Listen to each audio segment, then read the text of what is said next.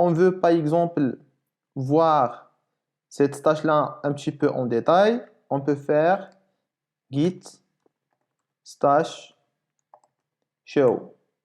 On voit ici qu'on a l'index, on a par exemple deux ajouts et un fichier qui est bien sûr changé. Si on veut voir un peu plus profondément les détails, on peut faire comme ça, git, et on essaye de copier celui-là, ou ouais, on essaie de copier celui-là, git, comme ça, deux points, index.html, show.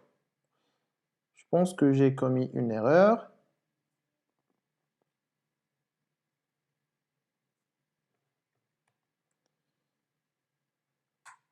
On doit commencer par show.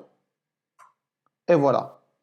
On voit le fichier qui existe dans cette tâche-là. On a tout ce qui est supprimé, ou tout ce que nous avons supprimé, c'est celui-là. Voilà. C'est-à-dire que si on va faire un git stash pop, etc., pour réappliquer ces changements-là ici, on va avoir ces trois lignes-là qui vont être ajoutées en dessous de cette ligne-là.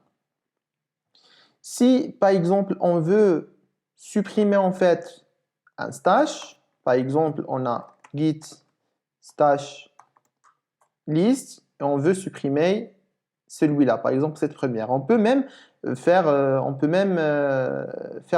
plusieurs stashes. Par exemple, je peux faire comme ça, par exemple, test, et je peux faire git stash, comme ça, git stash list, j'ai deux. Par exemple, si je veux supprimer par exemple la deuxième stash ou la première stash, je fais git stash drop stash 0 par exemple pour supprimer la première, et je fais comme ça, dropped stash. Si je fais list, je vois que j'ai juste une stash. Voilà, et on voit qu'il y a une modification de l'index. Maintenant, si on veut, par exemple, si on a beaucoup de stash, on a toute une liste de stash et on veut tout supprimer, on peut faire git stash clear. Comme ça, git stash list, on n'a rien. C'est pour en fait pour faire un clear au niveau de tous les stashes qu'on a.